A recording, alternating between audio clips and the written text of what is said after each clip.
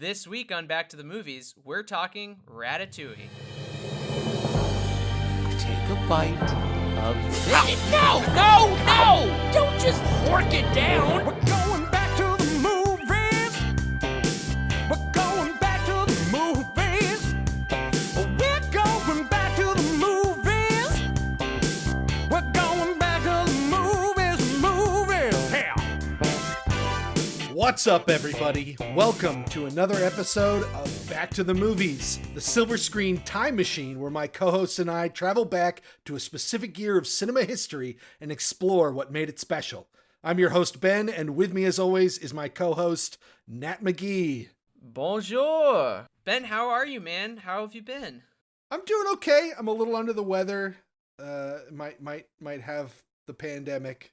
Oh, We'll have to get tested to find out. the first question that your doctor will ask is, have you watched Good Luck Chuck in the past 2 weeks?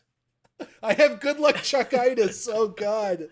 We have a guest for today's episode on Ratatouille, and this guest is a dear friend of mine. He is a classically trained chef. I'm a dear friend. That's so sweet. Thank you, Nat. Very dear friend. Yeah, we go back.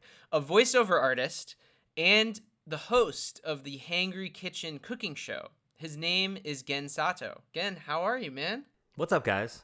I'm great. I'm pumped to be on this show. Pleasure to have you on. I can't think of a more qualified guest for this particular film because not only is Gen a chef, he's also a voiceover artist. And this is an animated movie. I told you guys when you started the show and I listened, I was like, I texted Nat and I was like, dude, I want to do Big Night or Ratatouille. And you're like, we're not doing Big Night, but we are going to do Ratatouille. So I'm very pumped to be on for this show. Are those the two greatest food movies? I guess maybe like Jiro Dreams of Sushi is like the other one. I always just think about Chef's Table when I Jiro Dreams of Sushi. It's like all that dreamy photography, and like Chef's Table kind of like brought it into like too much zone. Right. I think Chef's Table actually kind of detracts from Jiro Dreams of Sushi because you're like, oh, it's so formulaic now, and it makes that seem so much less special. Exactly. Sure. But nobody's done this. Nobody's copied Ratatouille for like animated food. No. It's a one of a kind. Other than like I guess the other animated food is like what was that Seth Rogen movie that came out, Sausage Party? Sausage Party, which has its own merits, but it's not quite in the same vein as Ratatouille. Oh man, well we've experienced the full breadth of Gen's food loving movies. I was gonna ask, Gen, you just celebrated a first birthday for your daughter, right? Yeah, man, Sunday. Oh my god. She had her first cupcake, speaking of foods. Oh, congratulations. I wanted to ask, has having an infant child, affected your movie watching habits? Have you not been able to watch as much? I definitely watch less TV because I'm trying to like not rot her brain the way that my brain has been rotted from watching just way too much media. But I mean, the thing is, being a parent is mentally taxing. So at the end of the day, like you don't really have time to watch like a super heady movie. Like, I don't know. Good Luck Chuck. Yeah, like Good Luck Chuck. Exactly. Like that's just way too. I mean, Good Luck Chuck might be like what I'm on the wavelength of right now, unfortunately. But Ratatouille hit the spot. I'm not gonna lie, it was fantastic. I can watch that movie any day. Speaking of movies, what did you watch this week, Ben? Or maybe just what was your favorite thing that you watched this week besides Ratatouille? Anything that you wanted to highlight before we get into like the movie? I did not get the chance to watch basically any movies this week. So the only movie I have watched this week, other than other than Ratatouille, is the new Mutants.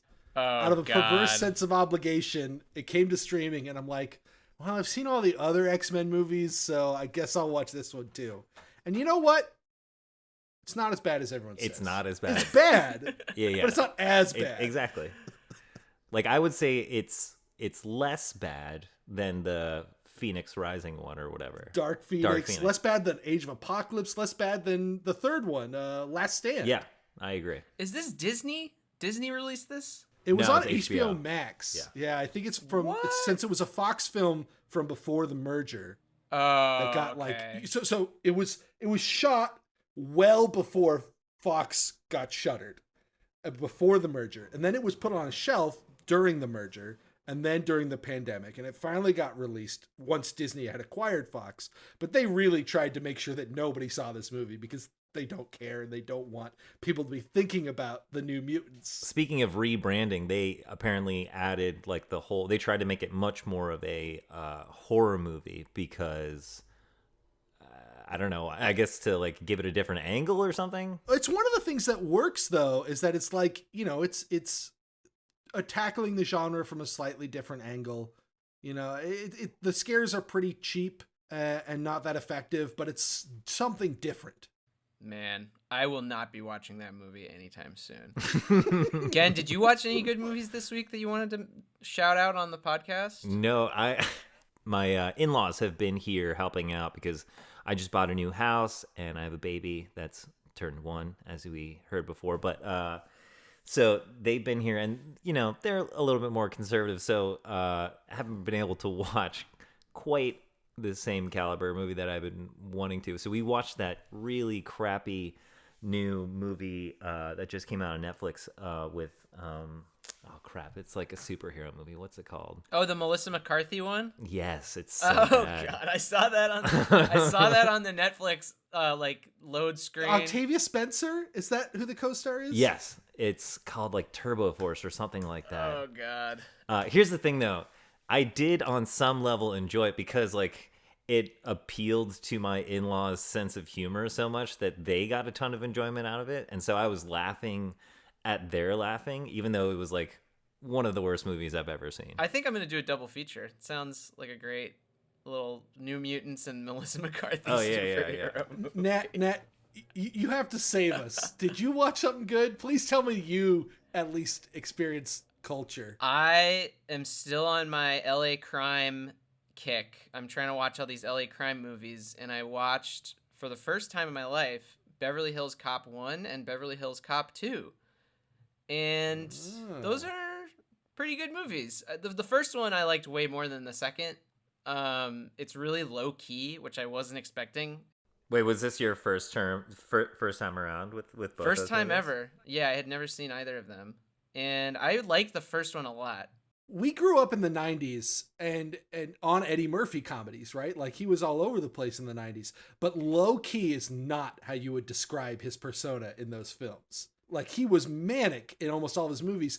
And I remember the first time I watched Beverly Hills Cop, I was so taken aback by how chill he was in that movie. He's really chill. Yeah, it's kind of cool. You're like, whoa, he's actually like a cool guy. So yeah, that's what we watched this week. I wanted to quickly call out to all of our loyal listeners. If you haven't already, please drop us a 5-star review. We would love to hear from you. We'd love for you to comment on our Apple Podcast thing that's like, hey, we love the podcast. It's the best. So please find it in your heart to drop us that 5-star review because we're trying to build it up. Yeah, again. I feel guilty. I have not even done that. I don't do that though. I haven't even done that for like my favorite podcast, which is horrible. Like I know. Well, is it a popular one? Because they're already set. They don't need it. It's the small fledgling guys like us that need the love. All right, so I'm doing it. I'll do it. Please. All right, Ben. Joe Rogan podcast, 5 stars. Ben, let's kick off this episode on Ratatouille. Let's go. We got to start with the story section. Okay. What are we calling it this week? I have a name for it this week. It is called Ratatouille. Oh, so good. Perfect. All right. So for first-time listeners, Nat has 60 seconds to recount the plot of the film Ratatouille. All right. On the count of 3. 3, 2, 1, go.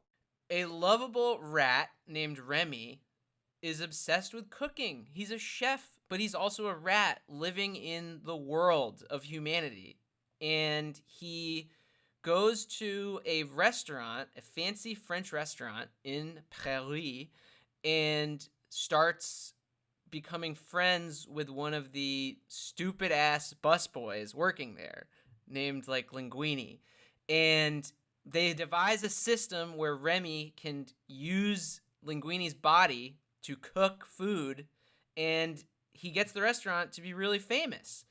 And there's ups and downs. They kind of have a falling out. There's a critic that they need to impress. And by the end of the movie, Remy and Linguine have taken over the restaurant, and Remy cooks the greatest meal of all time. And it's a heartwarming little movie. Did you practice that? Did you time yourself before? Because you hit it like right on the nail. I may have like mentally thought a little bit about like the first 10 seconds beforehand, but then the rest was just freestyle. All right. So yeah, that's Ratatouille. Oh, by the way, it's not live action. It's animated. It's Pixar, baby. Big deal. It's Pixar. Yeah, Pixar. You really highlighted something for me there, Nat, which is that I love this movie. I think this is a great movie, but I also think it's a pretty flawed movie. I think it's one of Pixar's most flawed movies in some ways, which is really interesting that it can be both of those things at the same time. And we could talk about it more when we get into the text of the film, but you really just highlighted for me how sloppy the sort of back half of the second act of this movie is, where you basically just had to be like, I guess some stuff happens, there's some ups and downs, because the movie is just really unclear about exactly what the stakes are or how we are progressing towards them. It just wants to get to that final conflict. Well, it's also, there's a lot of characters and stuff that I couldn't do in 60 seconds, but there's like 5 different plots going on at once. I think that is maybe the biggest issue, is that there's just a lot of things going on, and there's no like really clear, distinct like bad guy per se, other than maybe Skinner. It's weird because like Skinner's almost eliminated from the movie before this happens, and then Ego isn't introduced until after it happens. So there's like this 10-minute chunk where we don't really understand what's going on. I didn't see it when it came out. In 2007, like, I liked Pixar. I loved The Incredibles, but like for whatever reason, I didn't go see Ratatouille. Like, I just didn't get around to it. I think I got it on like a Netflix rental disc, and I hadn't seen it since then. And yeah, it was great to revisit. It held up real nice. Did you guys see it in theaters? I did not. I think I was a junior in college at that point, so going to see an animated movie was probably outside my purview. We all had that struggle in the 2000s where it was like, am I going to go see another Pixar movie? I'm getting old. What am I doing? But then they'd be like, it's okay. It's okay to do that. Here's the thing, though. I've had this argument with people a lot where like they will immediately write off a movie for being an animated movie, and I do not subscribe to that at all, especially now as an adult. And maybe it's just because I've stopped caring, but like I'm all down to see an animated movie. Hell yeah. Animation is an incredible art form, and it can produce some truly staggering works of genius and beauty. I will say in 2007, I was kind of one of those people who was off it altogether. Mostly I was off Pixar. I was really just too cool for school. I was really annoyed with how moralistic they were, how didactic they were. With the exception of the original Toy Story, I hadn't really liked a Pixar film ever. And there had been so many, and they had been such a big deal, that by the time this came out, there was no way I would have seen it in theaters. You didn't like Incredibles? You didn't like Incredibles when it came out? No, I didn't like Incredibles, which now that I watch it and it's fantastic, like I don't know what the hell was wrong with me. I think I was just being, contrarian. I think we're going to get a time machine and go back and kick your ass in 2007. Wait, I think that's fair. What was the other movie that you said you didn't like in 2007? Oh, Walk Hard. You hated Walk Hard. Yeah, I hated Walk Hard too, which I now love. So clearly my taste was terrible in 2007. But I mean, I think what was happening was, we talked about this before. I'm going to bring it up, Nat. I'm going to bring it up. My cinephilia. At this point, it's been...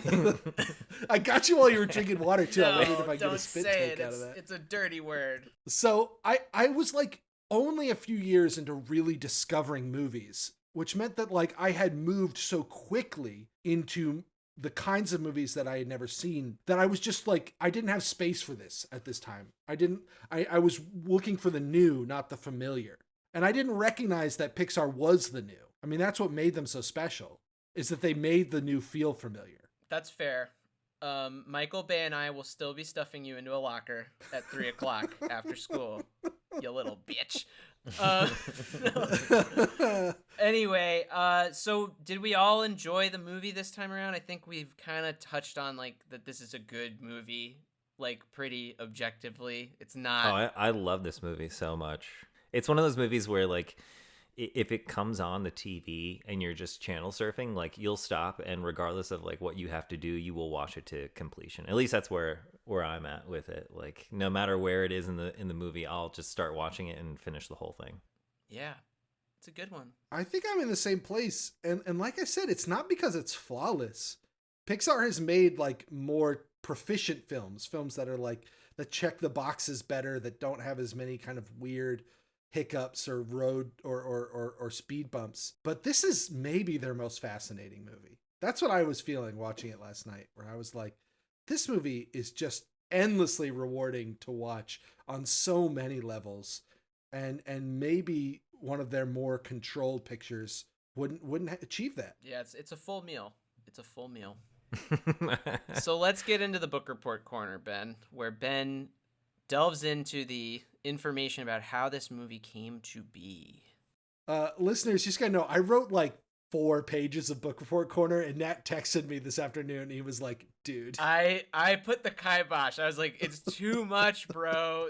You have origins in the 70s, and I'm like, there's plenty of Pixar propaganda that people can consume on their own time. So what I'll say is this. If you want to hear us delve deeper into the Pixar story, because we're just going to touch lightly on it now. If you want to hear us delve deeper, send us an email. Yes. Leave us a comment or review saying you want to hear that, so that Nat knows that I'm right and he's wrong. Alternatively, if Ben's book report corner is going a little long in your taste, let us know. We'd love to hear from you so that I can shove Ben into a locker a second time.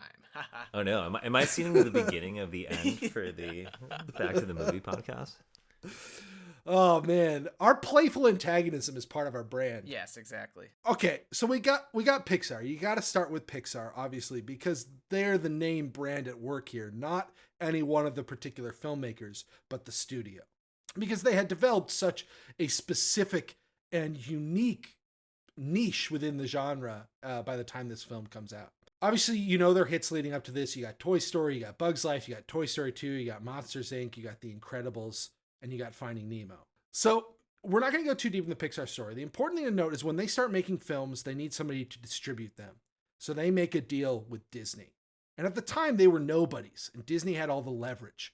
And Disney got a great deal out of this, where they owned all of the rights to all of the films that Pixar made for them. The characters, the stories, the iconography. And that meant they could do whatever they wanted with them after the fact. But Pixar was still super protective of these properties, and it came to a loggerhead with Toy Story 2.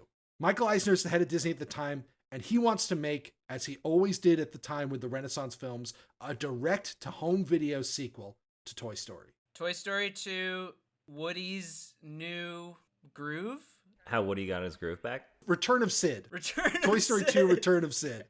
No, but I mean, that was their model at the time, is that they theatrically released their original films and the sequels went to home video. And they pumped them out and they cashed in. And that's what they were going to do with Toy Story 2. And they screened it to the Pixar guys when it was like a year away from being released. And John Lasseter, who had directed the first film, said, please give this back to us. Give us a year. We will turn this into something you can release in theaters. Don't do this to Toy Story. And it's the start of a really long, protracted battle between the two companies, because Pixar was reliant on Disney. Disney kind of had them in a vice grip, and Disney was not treating them and their properties with the respect that Pixar felt they deserved. And as we are coming into Ratatouille, something big is changing. The deal with Disney is expiring. Pixar's the big boy on campus now. They've been hitting the gym a little bit. They have had a string of hits, including The Incredibles, which is the highest grossing animated film of all time. And Disney hasn't had a hit at all at that point in a long time. The Renaissance is over. You know, it's been a while since they've done anything that people really care about. And so now Pixar is the one with leverage. And they start looking for a new studio to distribute their films. And they also use this as an opportunity to incubate the kinds of movies that Disney would never let them do. They have 3 films in pre-production that they're really excited about, with esoteric origins and really bold artistic visions. Those films are Ratatouille, WALL-E, and Up. And if you think about it, that makes a lot of sense. Like, those 3 are kind of their 3 weirdest movies. Yeah. This is like the period where people were like, Pixar Best Picture. please. Like, people wanted it to happen. They thought that this was like high art and it deserved the highest possible award for a movie. Which, I mean, we talked about this maybe not being the best period for cinema. Here's one shining light on the hill who are making consistent quality work, pushing their medium forward, really changing the cinematic landscape. Yeah, it's good stuff. So that's where Ratatouille comes in. This is Pixar's attempt to do the kind of projects they couldn't do before. Of course, the conclusion of the story is that Michael Eisner steps away from Disney, and Steve Jobs, who owns Pixar, is able to broker a merger. He makes peace, and Pixar goes from being an independent studio to being a subsidiary. So by the time Ratatouille comes out, it's fully a Disney production, but it only got made because of the newfound independence the studio had during the long production cycle. Animated films take many years to make. I feel like that's part of the reason why they feel so much more refined, though, is because like they literally have to go over every single second. So they're just so, I mean, especially with Pixar, granted, you know, there's tons of crappy animated movies out there, but Pixar has that like ability to like make it feel so refined by the end of it, I feel like. It's one of the baffling things about animation when you think about it, is like there can't be any discovery. There can't be any improvisation. Yeah, none Everything whatsoever. has to be drawn. Everything has to be generated. Yeah, it shows. Like, every frame of this movie it's beautiful and thought out, like, and it's all just very purposeful. And yet, I think some of the narrative stuff here is less refined. And part of that may be because they were feeling more experimental. And part of that may be because of their changing fortunes with Disney. You know, that there could have been a lot of upheaval there. And a lot of it has to do with the upheaval in the director's chair, which is what I want to talk about next. That's interesting because in my opinion, I think Ratatouille is like a pretty tight movie. I was a little put off. The runtime's like an hour 50, and I was like, whoa, what are we doing here? I'm about to watch an hour 50 animated movie, like hour 40 max with the animated. And then I know it's only an hour 30 because the credits have to be like 15 minutes long because there's like 10,000 animators. I love those credits. Well, they're very reminiscent of the Incredibles credits, and the Incredibles has the same director as Ratatouille, Brad Bird. Again, I wanted to ask you something really quick. There's 6 Brad Bird movies that he directed, and I wanted you to choose 2 that are on like the top, because there's only 6. I was gonna say 3, but then you're just getting rid of like the 3 shittier ones. The 6 movies are Iron Giant, Incredibles, Ratatouille, Mission Impossible 4, I think, Tomorrowland, and Incredibles 2. I'm gonna have to go with Ratatouille, Iron Giant, and Incredibles. All Only 3 2. animated. Only 2. Oh, only 2. Crap. That's why I didn't say 3, because 3 would make it so easy. I'm gonna go Incredibles, Ratatouille. I'd personally go Iron Giant, Incredibles. Just because, like, Incredibles, like, I own the DVD. I've watched it a million times. And, like, it's just a more personal movie to me than Ratatouille. And Iron Giant, like, that's the shit. I love Iron Giant. It's so good. Ben, you got a top 2? I'm going to have to stump for a second for my favorite action film of the 2010s. One of the greatest action films ever made, Mission Impossible 4 Ghost Protocol. It is a symphony of action. It is incredible. If you haven't watched it with a fresh set of eyes in a while, you know, it's burdened by so much stuff. The Tom Cruise of the era, the Mission Impossible franchise tag, the J.J. Abrams of it all. Like, there was a lot of stuff. There was a lot of baggage that film brought to the table when it first came out. But if you can kind of put that all aside and just watch what Brad Bird is doing with the camera in that movie, it is unbelievable. Is that the one where he has to climb a building with webs or something? He climbs the Burj Khalifa with magnet gloves. And then I think my second one would be Iron Giant. Iron Giant. I want to buy that one on Blu-ray. Maybe it's because I'm like in the culinary. I mean, definitely that definitely paints how much I appreciate Ratatouille. But I just love this movie so much. So Ben, tell us a little bit about Brad Bird. Bird, he is like an animation wunderkind. Between the ages of 11 and 14, he made by himself an animated short of The Tortoise and the Hare that he then sent to Disney Animation, and they were so impressed They basically just gave him a lifetime pass to the studio. They said to him, whenever you're in California, come into the studio. We've got people we want you to meet. And this kid's in high school. Like, this is insane. He gets enrolled to Cal Arts. He almost immediately takes a job at Disney. He works on films like The Fox and the Hound and Black Cauldron, but that's kind of a dark time for Disney before the Renaissance. It's not a great time to be working for Disney, so he leaves, but he still is all over the animation space. He becomes a key creative consultant and occasional director on The Simpsons. He basically develops the animation style of The Simpsons, and in 1999, he releases The Iron Giant.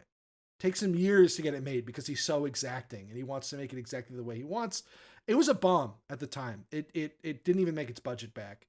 But, I mean, based off the way we just talked about it, it's a modern classic. I don't know anyone who watched the movie who doesn't like it. And most people from our generation love it, those that have seen it.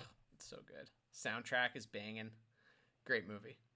But the film is a failure. It looks like he's not going to be able to make his own films. And just around that time, at the end of the 90s, he gets a call from his old friend, John Lasseter, who wants him to come and join up with Pixar. Pixar at the time has released Toy Story, but haven't released any other films yet. And Brad Bird says yes. And he becomes basically like the fourth director at Pixar. There's John Lasseter, there's Pete Docter, there's Andrew Stanton, who are the big three creative guys at Pixar. And they bring in Bird. He writes and directs The Incredibles, and he voices Edna Mode. And it's a huge hit. It's the studio's biggest hit to date. It wins Best Animated Feature at the Oscars. He gets a screenplay nom for his original screenplay. And so then he's just Pixar royalty. He can do whatever he wants. And so Pixar turns to him when they're having trouble with their upcoming project, Ratatouille. Because Bird, although he has this incredible track record, this is not his movie. This movie was conceptualized by a Pixar veteran named Jan Pinkava. I assume you guys haven't heard that name before. Never. So he joins Pixar in 93. So he's there before right when they're starting to work on Toy Story. And his claim to fame is that he directs Jerry's Game, which is the iconic chess Pixar short film. It's the first the Pixar old man short film. playing chess with himself. Or is he playing with himself? And that character design based off of Jan Pinkava. That's what he looks like. What? He's like 100 years old? No, but he's quite old. He was much older than like Brad Bird was, for instance. That guy is he's like 107. He looks just like Jan Pinkava. Anyway, the point is that's actually a really big deal that it wins the animated short Oscar that year. And it starts this tradition of Pixar including shorts with their feature films. And so Pinkava is the first guy that they turn to from who isn't one of their big three creatives to get to direct his own feature. And he pitches and develops Ratatouille. He's like, I want to make this movie about a rat chef. But he's never really given complete control. And the details are pretty fuzzy on this, but for whatever reason, what he was doing wasn't working. And so halfway through the production cycle, 16 months before the film releases, he steps off the project and Bird steps in. The Wunderkind has to come save the day for Pixar. So just so that people kind of know what this means for the film to have switched directors, Pinkava had done all of the character design. That didn't change. Those assets had already been created. But all of the details, Bird basically did a page one rewrite. So it's Pinkava's designs, but different script. Is that what you're saying? Basically, yeah. Okay. So shall we get into the movie proper? The text of the film, as Ben likes to say? I like to be really, really pretentious about it. The text of the film. Yeah, it opens up literally with the most cliche thing possible, which is it's literally Remy busts out of a window after speaking to us, and it's a freeze frame of him coming out of the window, and it's like, you might wonder how I got into this mess. Yeah, they might as well just put 5 weeks earlier and then just jump Yeah, in. exactly. But other than that, it opens pretty nicely. It gets the vibe immediately across. It's French. So this opening sequence, I feel like really sums up the problems I occasionally have with this film. I think it's probably due to this turbulent production. It doesn't make any sense for the movie to start in this little village house. The movie has to do a lot of explaining and shoe leather and business to get us from here to Gusteau's, and it could just start at Gusteau's. It could just start in Paris. Well, he needs to be separated from his family, and that's the inciting incident of him being separated and marooned off by himself in the middle of Paris. And there's so many ways they could have done that didn't have to involve like all this stuff with like the poison checking, which isn't super relevant, and the rat poison, and I just feel like this opening is pretty clunky. So the poison checking, I think, is very relevant because it's all about him having like a super like refined olfactory system where he can smell like the minutia in the food, and that equates to him being a better chef later on, which, I mean, taste is a large part of it, is all your like smell senses, your olfactory system. So I actually, as a chef, really like that little bit about it. And I just think it's all fun. It's all like kind of lighthearted and like kind of just getting you in the groove for like rat existence. Like because like if it was just like, this is Remy, he's a rat, he loves to cook, he's at the restaurant now, like I think the movie kind of greases you up a little bit to like accept the insanity that it's gonna serve to you. I feel the opposite. I feel like the engine is like sputtering. It's like, come on, you can do it. Get started, get going. Again, to your point, I really do like the bit where we see that first visual interpretation of taste when Remy is describing to Emile how the flavors work, and the screen goes black and we see those graphics on the side. Oh, so good. Like that's so such good. a great, visually exciting, dynamic way to introduce this idea. And they do it's so like they really like nail, especially like later on when he does like the grape and cheese together. Like that part is burned into my mind. I love it so much because I'm like, yes, that is exactly what it is, like in visual form. And I think that's kind of amazing that they've managed to turn like food taste into like a visual media. They nailed it. Yeah, the combination of using the animated medium to create these very subjective, abstract interpretations of taste with the absolutely unbelievable looking food. This just incredible looking food that I want to eat all of it all the time. Ben, when are we gonna go on our French Parisian vacation together to just eat the baguettes? Again, if you want to come too. That sounds fantastic. I'm down. It'll be like those Rob Brydon movies, the Trip movies. Yeah, I was gonna say it's the trip. Yeah. It's just the And trip. we're just talking about like Dougal over bread and croissants. And doing your best Michael Caine impressions. Yeah, exactly. Yeah, so yeah, I disagree, Ben. I think the movie comes off very charming and very like, All right. you know, it's France and we're eating food. There's my really shitty French, by the way. There it was.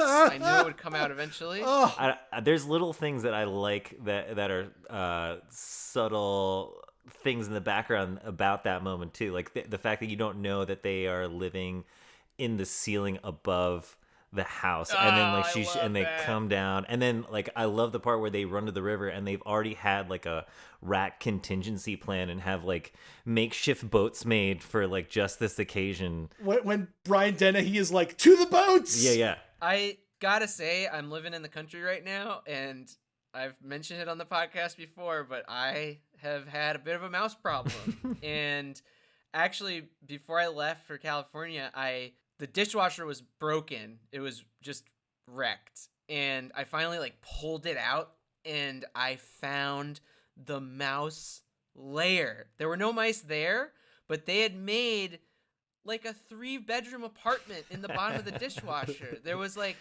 a hand towel that they had turned into like a full-size bed in the bottom of not like in the dishwasher itself, but like if you pull the dishwasher out on the very bottom underside of it. And they had chewed everything. They had chewed the entire... Warm and moist. Oh, it was so disgusting, and I felt no sympathy for these guys in this movie. Even when they went to the rat catcher shop later on, I was just like, yeah, that's right. Godspeed. That image when they fall from the ceiling and they're just all there and then they go scurrying out is like genuinely upsetting. It's The very rat imagery in this movie is very effectively rat-like. Like at the end when they're just literally on every surface of the kitchen. kitchen. Like even though like they went through that like dishwasher and they're like quote unquote clean, like it's still so upsetting to see that many little things all over the kitchen. Yeah, as a chef, does that just crush you a little bit, or are you able to? Have you ever had to deal with this shit? I mean, I think about it in a much more practical thing. I'm like, they're still walking on the floor, and then they have to walk on top of the countertops, and like, I'm thinking about all the transfer of bacteria that's going on, so that I can't help myself but think about it in that way. So should we get into some cast members? Patton as Remy. As Remy, Patton Oswalt, famed comedian. Yeah, he's good. He's a charming little rat. He I think a lot of actual actors who try and do voiceover work, it doesn't always carry over, but I think Patton actually can hold his own in a voiceover situation, which I would not agree with. Janine Garofalo, I think, is probably the weakest performance in this movie.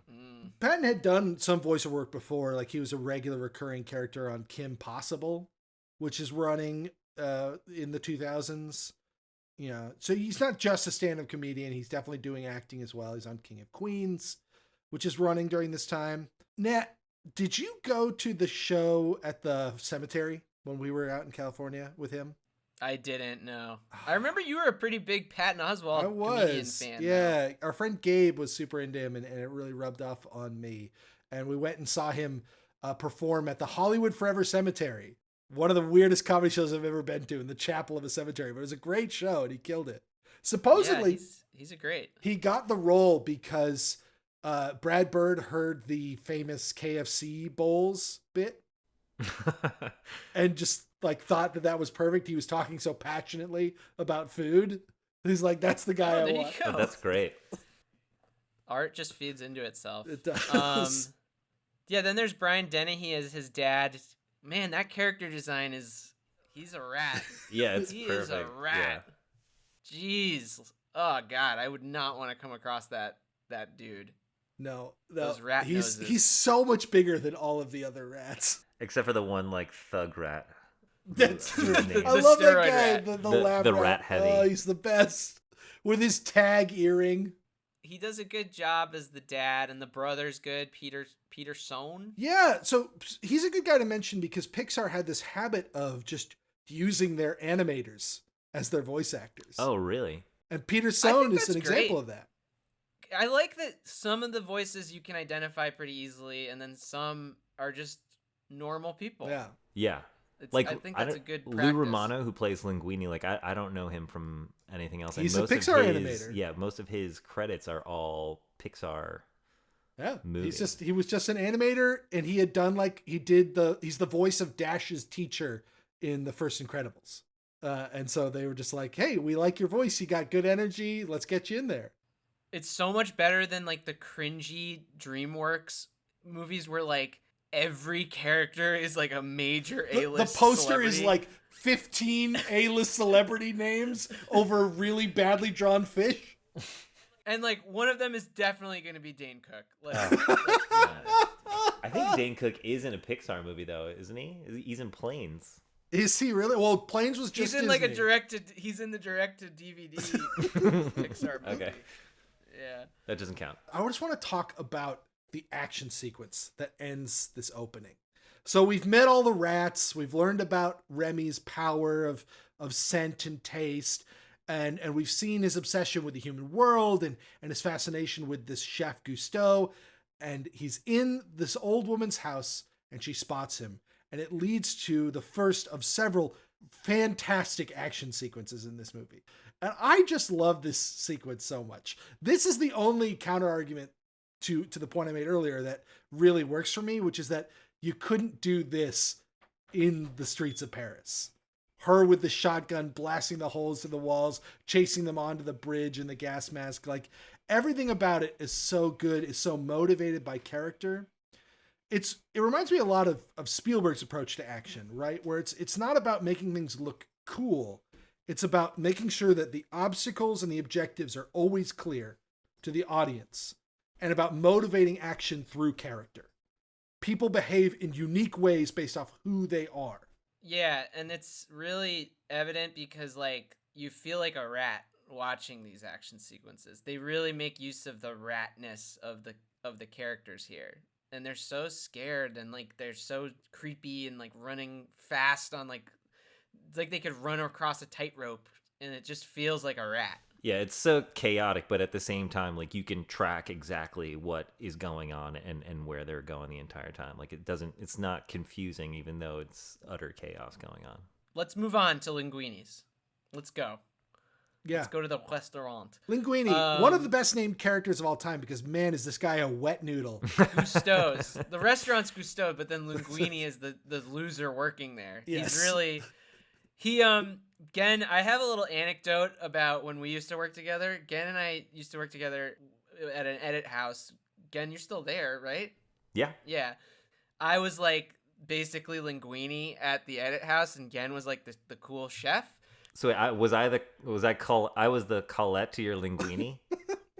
There was one time where I was like always overwhelmed because I was in over my head, and you guys needed my help, and like I was in client services, so I'm like I gotta help no matter what. And Noah, the other chef, gave me $80, and he was like, just go downstairs and get a bunch of scallions. And I'm like, yes sir. And I run downstairs with my $80, and I go to the deli, and I bought $80 worth of scallops. Oh my god. I don't even remember that. Did you really? That's amazing. I brought him back up, and Noah just looked at me with such utter disdain. Luckily, That's they let fantastic. me return them. And I really identify with Linguine. Wait, did they take your returned scallops? They took them back. Yeah, they took them back. But I just felt like such a loser that day. Definitely a Linguine moment. And that was the end of my career in culinary arts. That's great. So yeah, Linguine is a total wet noodle. You're right, Ben. He's an idiot. He's pretty useless. His only point is to be a vessel for Remy. He's basically a marionette. That's all he is. And yeah, I enjoyed him though. He's kind of funny. I don't know. He's all right. He's probably the worst Pixar character of all time. But he's just, the movie invests a lot into him. It reminds me of the argument you were making about Transformers, Nat, which is that at the second half of the second act, when he is starting to be corrupted by his success, the movie wants us to feel something about him. But I find it a little hard to get up much feeling for Linguine, because he's just so pathetic. Yeah, you can't be mad at a bumbling idiot for being a bumbling idiot. I do agree, Ben, that like there's a little too much in the pot in this movie.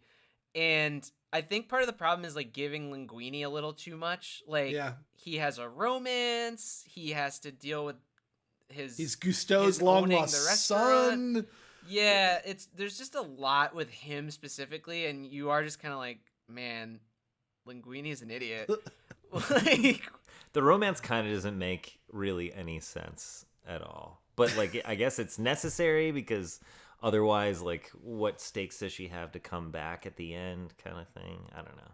That was my least favorite part of the movie, that they kissed. They could have just been friends, and she could have just come back because they're friends.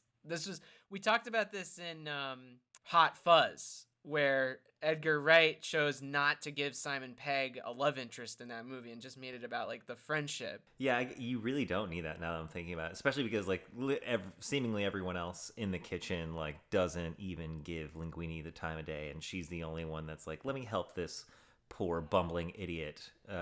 So they don't need to make out. You're right. And given that like Linguine has so little agency, it does make the relationship slightly troubling. It's like she's dating a small child. They have zero chemistry. He's never been like cool with her. He's always flummoxed. They've never been like one-to-one, like, I mean, hey, we're cool together. Some people like to have a partner they can push around a little bit. I'm willing to believe Colette is one of those people. She's Ben, pretty high intensity. We got to talk about the greatest character introduced in this sequence. Ian Holm as Skinner. Oh yeah. Yeah, I couldn't believe that was Ian Holm. What a great voice actor. I mean, it makes So sense good. after you like know that it's him, but he's so good. Like a little Napoleonic angry chef, so good. I love this character. I love all of his hijinks. Even though a lot of the short stuff feels like Edna Mode 2.0, the latter is like a very Edna Mode gag. Yeah. Where he just, but the character is really interesting. His motivations are really grounded in a way that most Pixar villains are not. You know, he's just a guy, like, he's not a bad chef. He's just sold out. He just wants to make money. Like, he wasn't passionate about it the same way his mentor was. He's found the easy streak, and he just wants to take it. And this is something very sympathetic about that. Is he an authentic representation of a head chef at like a fancy French restaurant again?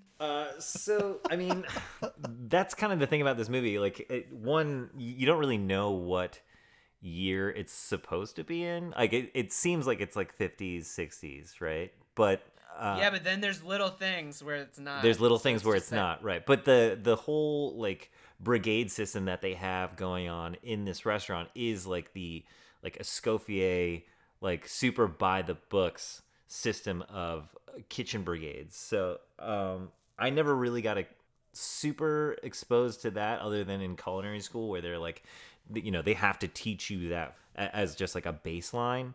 But like, as far as like chefs having like an ego that's like bigger than they can really maintain, that does track. I mean, it's like a cartoonish version of it, but yeah. Dude, I loved it so much when you first meet him before he becomes just like the ultimate villain asshole. When like Linguine comes in and he's just like so dismissive of everyone. Like, he like doesn't even have the energy to like care about anything. He's just like, yeah, whatever. No. What? You're gonna give him a job? No. And he's like, it's fine. Like, He's like, as the garbage boy, and he's like, oh good, I don't have to care about it. Yeah. Yeah, it was perfect. I feel like this character could have failed. Like, this character could be super annoying, but he just makes me laugh with everything that he does. And a lot of it is the character animation is all really great. Like, him crouched on top of the kitchen cabinet to grab the hat off Linguini's head is really funny. Like, there's a lot of really good stuff like that. And a lot of it's Ian Holm. The scene where he's like monologuing to his lawyer, and he's like, he wants me to think the rat is important, but the rat's not important. So good. It's so funny. And that's all Holm. Good stuff. Where he's like, ooh, that part where he's like Yes, coming unspun. It's so good. We got a couple other voice actors that we should cover, just because it introduces so many characters all at once. When Literally, they first get like, to the we go restaurant. person by person in the kitchen. We kind of covered Colette a little bit. I think she is a strong character. It's Janine Garofalo doing her best French accent. Her worst French Couldn't have hired French a French accent? woman for this one, guys. What are we doing? All of the French accents in this movie are bad, and thank God that Patton Oswalt's not doing one. Hers is by far the worst, though. I think it's very suspect. Yeah, just hire like Julie Delpy or whatever, like a real deal French. I don't know. I don't. It's confusing, but yeah, she's good. I liked her character, and they give her enough to do. No, her character's great, and it also it rings true that she's like the only woman in the kitchen, because that is definitely something that happens in the culinary world, where you know, the demographic is mostly male, and she kind of has a chip on her shoulder as a result, and at the same time, that kind of also justifies her giving a little bit of a leg up to Linguine, because she's like, let me help this person who has something kind of holding him back that he can't help, which is just that he's a bumbling idiot. That he's an idiot. Like, he's incapable of anything. Not to say that like being a woman is on par with that, but I'm just saying, like, it's, you know, she like can see that he needs help. Her character is consistent. Like, there's nothing about her character that reads false to me. Even her attraction to Linguine fits. The big character we haven't talked about is Gusteau, the fat chef that's a ghost. Brad Garrett. He's amazing. Oh, it's so good. Again, couldn't believe that was the weird brother from Everybody Loves Raymond. When I looked at the IMDb, I was like, really? Mad Wow. TV, man. Classic. That's cool. There's some moments though when he's like floating around and he is hilariously bulbous. Like he's just like a floating pear. He's so fat. Well, and then his various like Trader Jose incarnations. Oh, so good. Where he's like that scene where he just does all the Scottish accents, the KFC Yeah. guy. I think one of the things that separates this film from some of the other Pixar ones is the writing doesn't just serve the movie really well. It's also really funny and inventive and creative and wild. And this constant tension between Gusteau being the personification of the actual person, but only having Remy's knowledge of who that person is always funny. When they learn that when they learn Linguine's his son and he's like, I have a son? It's really funny. Well, and that sort of ties in with the other stuff that you didn't like as much. Like, just the stupid arbitrary rules of this movie. And I think the movie is, like, so charming in that it has all these clever little rules that it makes up for itself. And, like, I think that's what makes it enjoyable. That there's another new thing that it's adding to the mix. It's like, yeah, rats can cook. And then it's like, he can control the guy through his hair by pulling on the marionette strings. And I think that's what makes this movie kind of special in a way, is that it's so overly concerned with like these really weird rules in its own universe, and it's really charming. What's next? Should we talk about Michael Giaccino? Talk about the score. Composer? The score is really good. It's a good fantastic. score. It's so good. Yeah. I was going to listen to it. I'm going to listen to it later today because I want to give it its own listen. It's good shit. He exploded onto the scene around this time. He starts as a video game composer, but his first like breakout film score is The Incredibles, which is just one of the most staggering breakout film scores of all time. Like, it's so incredible. And then he comes back for this and he does such a good job capturing the kind of effervescent romantic Parisianness of this movie, where everything is light and bubbly and moves along so quickly and just sort of slides impossibly over these situations that seem like they shouldn't work. It's a wonderful score. And when it comes to the finale during which I can't wait to talk about because I just think it's so good, that it starts kicking a high gear and it's transcendent. It's amazing. Let's get there if we can, because there's, like you said, there's so much shit in this movie, and like we've talked about all the characters. And is there anything we want to say about like the middle of the movie? Because it's all good, but you are correct in that like it's a lot. It's like a huge bowl of spaghetti. You're just like, oh, like just ugh. And just like spaghetti, it's all delicious. And it's now. all really delicious. It's all delicious. But it's also maybe like not the best thing for you. Like, it's not like the most well-constructed meal. It's a little simple. This sequence where Remy is like figuring out how to use Linguine is just absolutely insane. I don't know how the movie gets away with it. It does, but it yeah, I can't even remember what ends up happening where he figures out how to control him, but it's a wild ride. It's like first he's like biting him and directing him. He bites his dick at points. Like, what? He's in his when Linguine first walks in, Remy is like in his bulge. Like, I don't know if he bites his dick. That seems too lowbrow for a Pixar movie. I mean, this movie has a couple of dick jokes. When he's deciding where to put Remy, he opens his pants, and Remy looks at it skeptically. And then later, when he's trying to tell Colette his secret, and he's like, "I have a little," she does the really fast double take down to his crotch and back up again. No, I did not. You guys not notice that? No. He's like, "Oh, I have this very little tiny," and her eye just goes down, up. Wow. It is really, it's almost on the level of like cinephilia, where it's like he's saying like, "I have a little chef," and you're just like, I kind of expect that from like a serial killer movie. But yeah, there's just so much stuff with the lawyer. There's the DNA test, and it's a lot. And I don't know if we can really delve deeply into any of it. Just because it's so I think we can just sort of lay them out as like some track. We got the three main plot lines. There's Linguine's plot line. He is the unknown heir to Gusteau's restaurant. And so we see Skinner trying to conspire to prevent him from earning his inheritance. We see Remy figuring it out and delivering the news to Linguine. And then we see Linguine taking his place as the owner of the restaurant and being corrupted a little bit by his newfound celebrity and success. This part of the movie doesn't work great because it's so Linguine centric. Like we talked about this, like the Linguine stuff's kind of the stuff that doesn't work. Although all the Skinner stuff is great. You know, him with the lawyer is just really funny. Okay. When I said we're not going to delve into this, here we are. I laid it out in 30 seconds.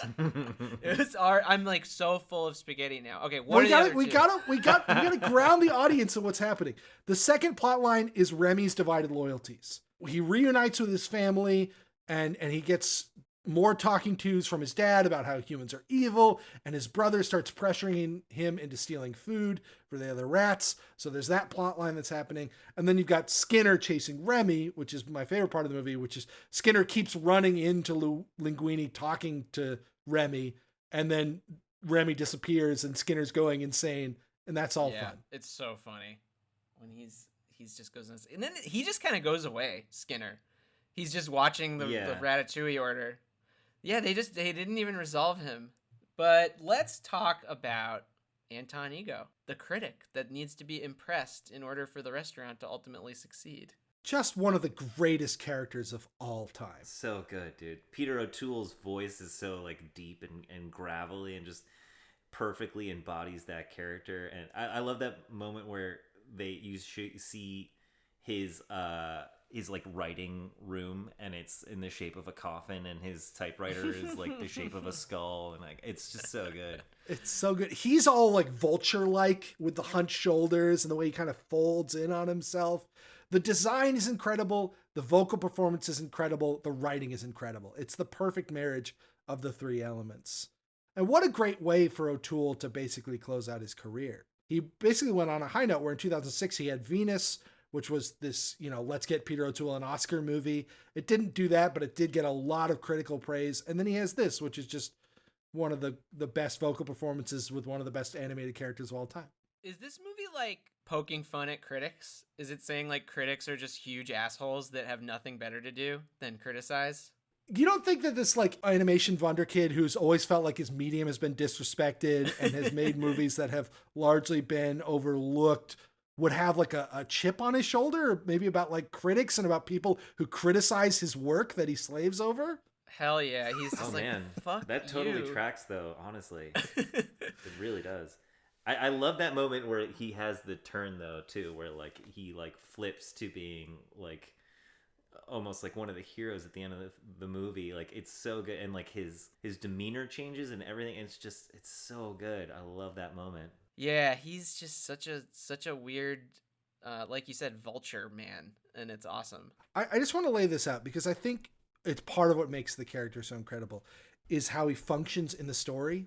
So he gets introduced to the movie as we're moving into the third act as a new antagonist. Just when the movie was sort of starting to sag and some of the plot lines were being tied up, we introduced this new existential threat, this critic who has this amazing moment where he's like, Gusto's doesn't matter. I had the final word on it and I said it was done. Like such a great motivation for him. And then he comes in and he punctures the moment of Linguine's self-destruction, when Linguine's being all egotistical. So it gets us out of that kind of storyline that wasn't working for me. So I love that about him.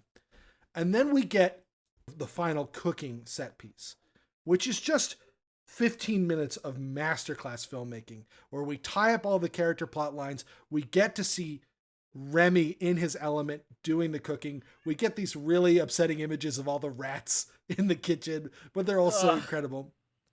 And it culminates in one of the most profound moments of filmmaking ever. The meal is presented to Anton Ego, made by rats because all the other chefs left, and Linguine is roller skating around delivering the food, and they make him the ratatouille, and he takes a bite and is immediately transported back to when he was a young man and he was hurt and his mom made him ratatouille. There are no words to the perfection of this moment. Oh man, it's so good. It's so good. It's definitely the moment I remembered the most from this movie. Ben, I was going to ask, is this what would happen if you were served mac and tomato at a 5-star restaurant? Your favorite dish of all time? What is mac and tomato? It's an old family recipe. It's just it's gonna sound like the worst thing in the world, but It sounds so like chopped good. tomatoes put into like the box mac and cheese. You boil up some pasta. Usually a mix of penne and elbows is my preference. You keep a little bit of the starchy Penny pasta and water. elbows, you can't stick to one. No, you one gotta type have the of pasta. variety You're of like, textures. I want one of them to be either overcooked or undercooked. You gotta get the variety of textures and sizes. You mix in some diced tomatoes and some tomato juice. I got big so problems you've got right like off a the bat. thin stew, and then you top it with some good sharp Vermont cheddar cheese, and it is just like the ultimate comfort food. Oh, it's so good. It's really good, Ken. Give it a Wait, try. Nat, you've had this? I ate it yesterday. I've and it had was it. Yeah, we amazing. would eat it in college. It was really good. Yeah, And, I believe yeah. that. That sounds like something a college It's very student would make college up. food. It's also super cheap, right? It's like a box of pasta and a can of tomatoes. You're not wrong though, Nat. If I hadn't eaten that in 30 years and somebody like presented like a very artful, fancy plating of it to me, I would be transported. That is something that people really try and strive for, which is that like they want you to have a bite that like almost tells a story, and like they do it so simply. Like it's just one shot of him crying in the door, rain, like he's clearly like fallen over on his bike. Like it's so quick, but it like tells like a whole story in a second, and it perfectly embodies that like idea of how like food is tied to memories, and that's what makes it special and deeper on another level. And I love that moment so much. It's an all-timer moment. It's so good, and it's like it does make the movie. It like adds Yeah. a star to the movie by It- itself. it that does. one moment. You're just like, oh man, this movie knows what it's doing right now. It's fucking awesome. Well, it's a perfect dish too. It's like it's called Ratatouille. Number I one, know. like Ratatouille. right off the bat.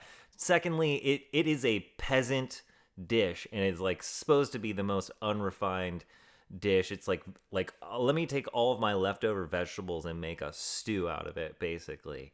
And he like it perfectly embodies the movie like in a dish, and it just so happens to have rat in the title. Like it's so perfect Yes. on so many levels. That is supposedly something that Bird brought to the movie. The title before he got on the movie was Rats with an exclamation mark. No. God, that's so bad.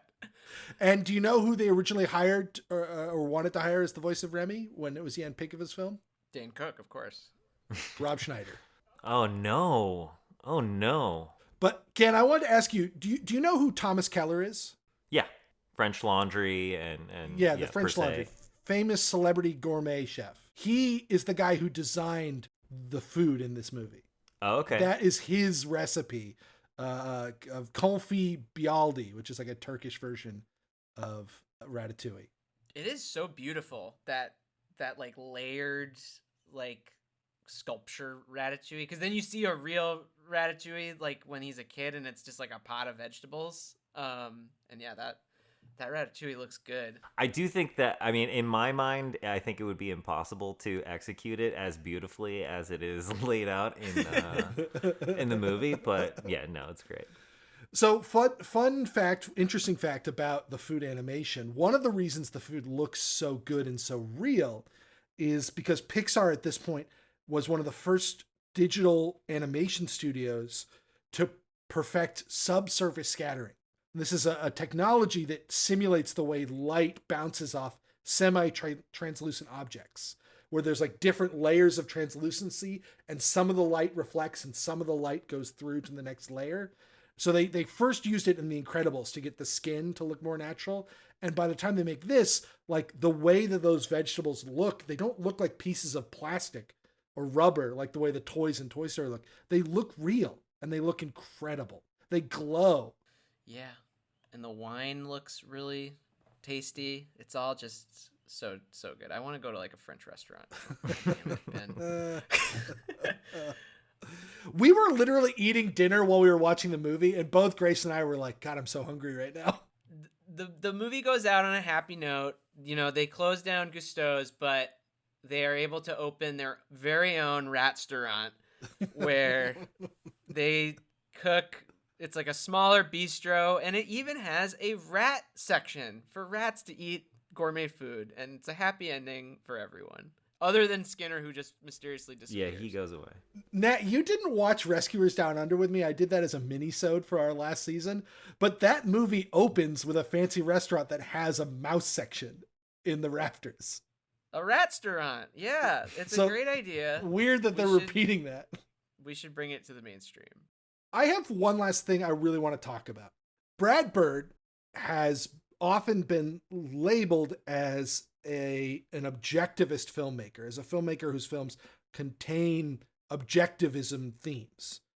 So I don't know if you guys are overly familiar with this train of thought. It was popularized by Ayn Rand in her novels like The Fountainhead and Atlas Shrugged. But it's basically the idea that, like, let talented people do whatever they want, act selfishly, and it will be in the better interest of all.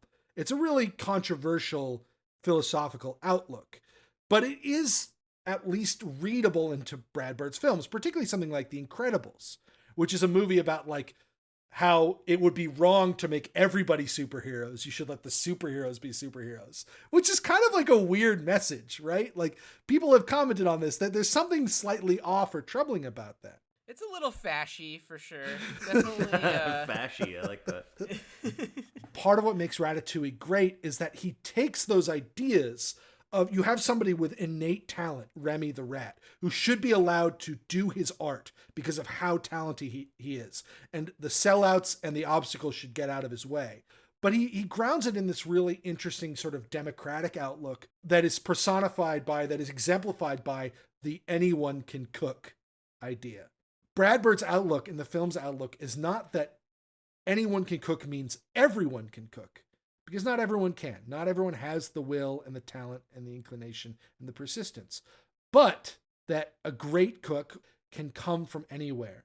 And so we must always be open to the new ideas and to the new voices and to the new artists. For sure. I mean, I don't know if this is related, but one thing that I liked a lot about this movie that was, like, Remy wasn't always right. He thinks he's always right. But you start to get a sense, like 3/4 in the movie, that, like, he's being kind of a jerk about his dream and his vision or whatever. And yes, he is obviously the most talented chef out of that kitchen. But, like, he doesn't let Colette do anything. And, like, I don't know. And Luigi calls him on it. Or Linguine. Yeah, I can't get his name right. Linguine is like, dude, you're being a dick. Like, chill out. Well, there's also that moment where she's like giving him the rundown of like you can't just work all willy-nilly and have like a dirty station. Like that's the difference between like a good home chef and a restaurant chef, is that like you need to work in an organized manner and work smarter, not harder, basically. And they have that moment where she's like, keep your elbows in and like keep your station clean and put your pot in the right spot. And like, I just love that moment so much. And like, it's totally rings true to me. That end move where she like swipes up her chopped vegetables with the knife and throws it into the pot is so slick. I just love that moment. It's also really a pretty good representation of Brad Bird's directorial style from the way people tell it, which is like, you could always do it better. What you're giving me is good, but there's just one more thing you could do that would make it better. So go do that. I feel like that's every director that's like successful. They're like they're just workaholic. They're like, do it better. Like, otherwise you get a good luck Chuck situation. All artists. I think most successful artists. I feel like I need to watch Good Luck Chuck now from how many times it's been referenced in this podcast. Well, it's just because we did it last week, so it's hot on our minds. Please don't watch it. Please. You can listen to the podcast. It was a life-altering event watching that movie. I will never be the same. But like, what I was trying to get at was like, I think Brad Bird is also getting that across, that yes, Remy is talented kind of naturally and he is a genius of sorts, but that doesn't mean that he can just walk all over the rules. It's unharnessed talent. Yeah, exactly. So I think that's a cool outlook that the movie has. All right, shall we get to the legacy of the film? Yes. Box office. This film had a budget of $150 million.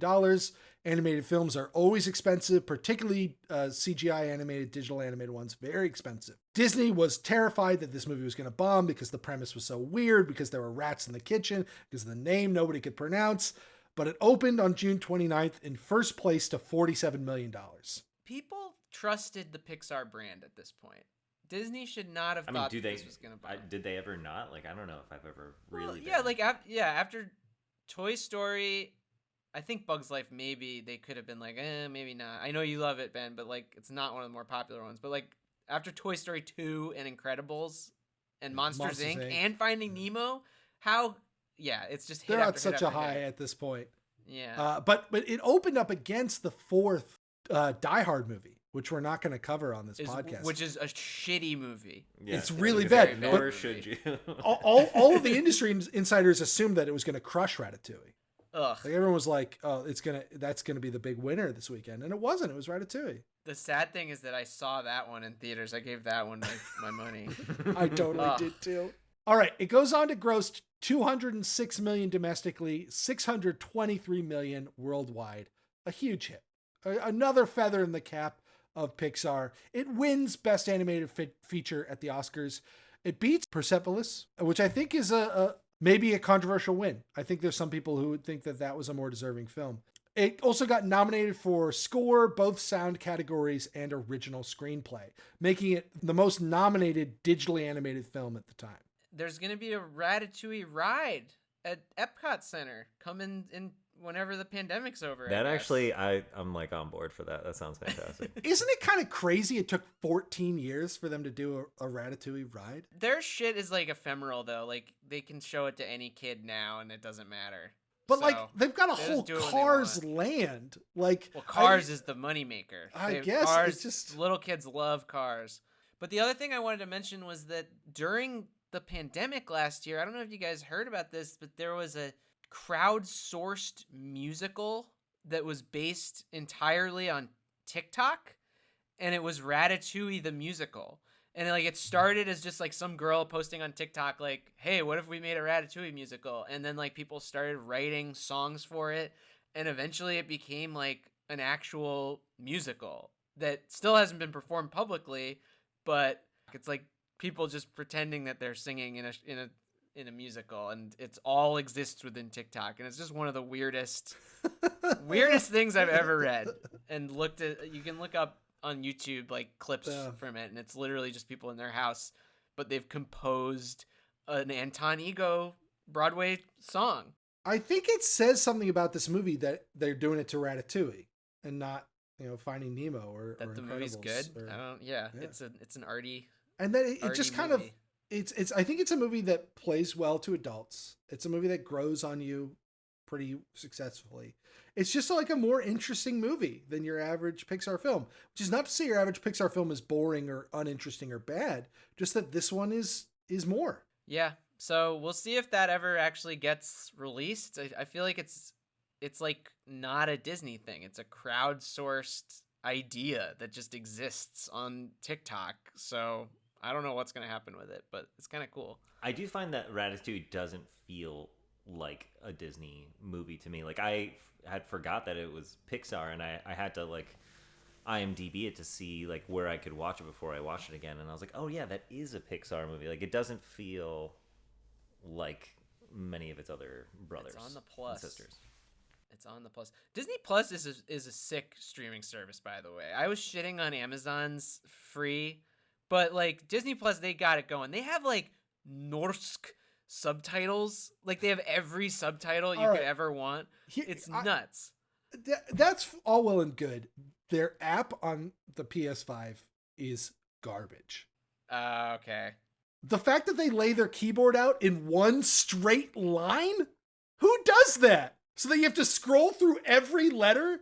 Like, let's say you wanted to search a movie that starts with T. The cursor starts on A, and it's a straight line. So you have to scroll over 20 letters to get to T. Isn't that just like a PlayStation thing, though, that they have a bad interface? Like, compared to Xbox. It could Xbox be, but is awesome. That's almost a reason enough to get an Xbox. Disney is the one It's got designing good the app streaming. for the PS5. I don't know why they would have designed it this way. It's insane. Anyway, let's talk about some themes for 2007. At the end of the show, we always kind of go over some themes that we've kind of noticed across all the different movies that we're covering. So let's talk about some 2007 themes for Ratatouille. I'm skipping 2007 tech because we don't know when this movie takes place, and it's also animated, so you're not going to come across any, I guess, like DNA samples. I don't know. Oh yeah. This is a kids movie with like a paternity suit as a major subplot. It apparently on her letter, it's like dated 2009 or something like that. Like there's an actual date written somewhere. Oh, is there? Yeah. Also, the health inspector drives like a little smart car, so I don't know what they're We didn't talk about the health inspector. What a gag that is. What a perfect visual gag that is when he opens the door and all the rats are there. Yeah. The movie sets it up so well. Great little moments like that. Oh. And then they capture him. Another one of the horrifying rat images when they're just streaming over his car. Oh yeah. Yeah, it's the worst. So let's talk about the themes. Honestly, I see that you made some good ones, Ben, and I think you're gonna take charge on this one because I couldn't really think of any. I was just too caught up in the spaghetti of the movie. All right, here I got 3 new ones. For us. The first one is The Outsider. This movie is about the ultimate outsider, a rat who wants to be a cook. It's a big part of the plot line. And I got thinking about it. A lot of movies about outsiders this year. You got Zodiac with Jake Gyllenhaal's character, very much an outsider on the investigation. Stomp the Yard, the guy coming from the city streets down to Atlanta. I think this theme would be almost any year, though, right? Like, I think it's always outsiders. People like stories about outsiders, but I also think it comes in and out of vogue. I think American Identity in the 2000s became, very much focused on the image of the maverick in a way that maybe it wasn't in like the 50s, where it's more about the conformist. Yeah, but then again, you have like Rebel Without a Cause. Like, there's always an outsider somewhere. So we'll see if it pops up again. Another trend I've been noticing is this idea of like everybody is the best at what they do. There are like no normal people in any of these movies. I like this one a lot. This makes a lot of sense. Remy, who's the best ever like cook, and he's a rat. And then it's like in Zodiac, where like Jake Gyllenhaal is the best at solving puzzles. And Stomp the Yard best. Again, secret best. Stomp the Yard, he's the best. Stomp the Yard, he's secret best too. He's like a secret best dancer at the school. They don't know. Yeah, man, I like this a lot. Secret best. Yeah, I like that. It's almost like in 2007, like we needed people to just be hyper competent. We need experts. We need to hear what the experts have to say. So also, I like that. What a weird predictor of the MCU era, where it's like what we want are superhumans. We don't want normal people. Right. Yeah, for sure. And then the last one is this idea of like transcendence through creation. You've got art saving the artist. Is that a 2007? It's another one that might be more universal, but we've seen it in a lot of movies that we've covered. I feel like there have been more movies this year that have been about artists in one form or another than there was in 1990. Interesting. More self-reflective films, more self-aware films, more films by artists about artists. Yeah, that's cool. I'm into that. We'll have to keep an eye out for that. Well, that is Ratatouille. We have cooked a full meal. We've had dessert. The bill has been... Actually, you know what? I'm buying. Oh, thanks, Nat. No problem. It's been a pleasure, guys. Again, is there anything that you wanted to kind of plug personally before you go? Like, if people are listening, anything you want to share? No, I guess just check out hangry.ny on Instagram. That's a little fun COVID project I've been doing, which is just like an online cooking show. Okay, cool. I have something I want to share. I have a secret. Oh, yeah. I have to tell you. I actually haven't been in control of my actions. There's a rat living inside my hair that's been controlling me this entire time. Who just researches endless facts about Pixar movies. It's the best movie Wikipedia of all time. He just sees the Wikipedia pages laid out. Once again, it's a challenge, okay? If Ben is going on a little too long, which again, we appreciate everything he's doing for the show. We really do, and I think it's good stuff. Just a little too much paprika. Oh, I don't like that we're opening this door. I'm going to get some hate mail from this. No, be nice. Don't call him an asshole or anything. But I'm curious. I am curious because we want to make this show as dynamic and as entertaining as possible. And also, if you have any criticisms of me, if I'm like snickering too much, if my snort laugh is annoying, we can arrange to cut that out. We will change ourselves to please you. So please reach out to us At BttM Pod on Instagram and Twitter. Yes. And once again, please give us that 5-star review. Again, I'll do it. I'm looking at I'm you. doing it right after this call. We're doing it. He's definitely not going to do it. Probably not. All right. Thank you to Jackie Saltzman for our artwork and Andy Gagnon for our amazing theme song. And our movie next week is Paul Verhoeven's Black Book, which you can find on Amazon Prime. The plot synopsis is, in the Nazi-occupied Netherlands during World War II, a Jewish singer infiltrates the regional Gestapo headquarters for the Dutch resistance. So, sounds very thrilling. Very thrilling. Again, thanks again. Thanks for having me, guys. It was our pleasure. For Back to the Movies, this has been Nat. And I'm Ben, and we'll see you next week when we go back to the movies. Bye. Oh my god, Jesse has been cooking for me, and I'm gonna go heat it up, and I'm so excited. It's like the first real meal since I watched Ratatouille. This is gonna be great. I'm jealous. What are you eating? It's like a pork something or other. I'm so like disrespectful of the food. It's a pork something or other.